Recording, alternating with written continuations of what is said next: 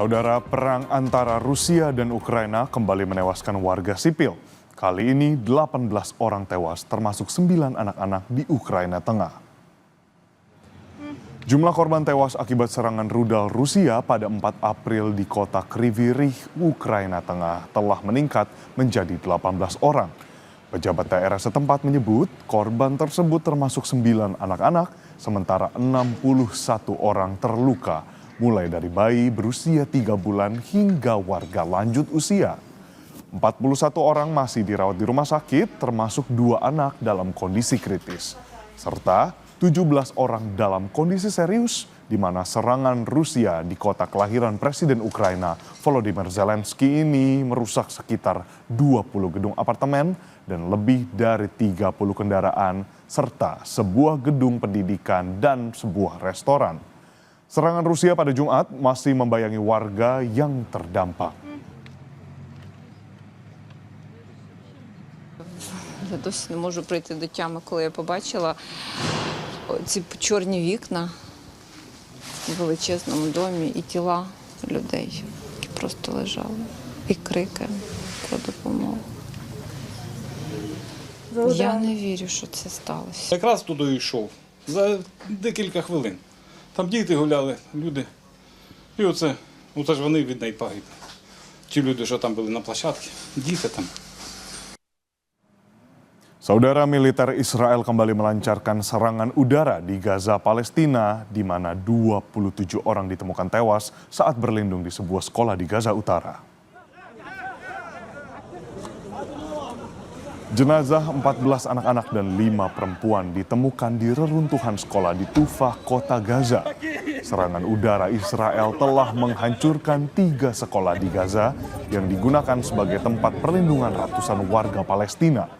100 orang meninggal dunia akibat serangan ini, namun diperkirakan jumlah korban tewas akan bertambah lantaran banyak korban luka dalam kondisi kritis.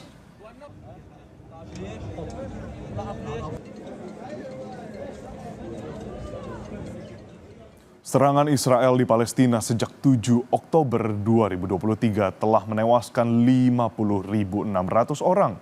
Bahkan dalam 24 jam terakhir ada puluhan jenazah di penjuru Gaza. Sejak perang pecah antara Israel dan Hamas Palestina, jumlah korban tewas di jalur Gaza semakin bertambah. Otoritas Kesehatan Gaza pada Sabtu waktu setempat menyebut total korban tewas sudah mencapai 50.669 dengan 115.225 orang terluka, saudara. Dalam 24 jam terakhir, total 60 jenazah dan 162 orang terluka telah dibawa ke fasilitas medis di seluruh Gaza. Selain itu, ada 1.309 warga Palestina yang tewas sejak Israel kembali melanjutkan operasi militer di Gaza pada 18 Maret 2025.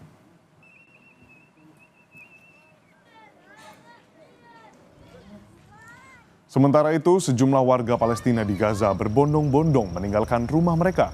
Dengan berjalan kaki dan menggunakan gerobak keledai, mereka membawa barang-barang mulai dari pakaian, selimut, hingga kasur.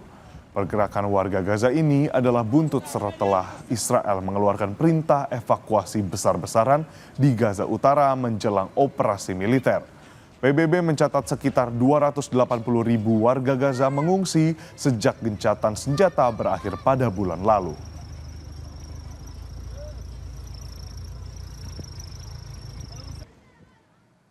Kita ke sorotan lainnya, saudara. Sejumlah besar wisatawan yang berbondong-bondong ke kota Urumqi di daerah otonomi Uighur, Xinjiang di barat laut Tiongkok selama libur festival Qingming.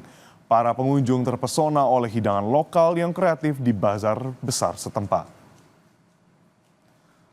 Merupakan tradisi bagi masyarakat Tionghoa kembali ke kampung halaman dan memberi penghormatan kepada leluhur serta anggota keluarga yang telah meninggal pada festival Qingming atau hari untuk menyapu makam yang tahun ini jatuh pada tanggal 4 April.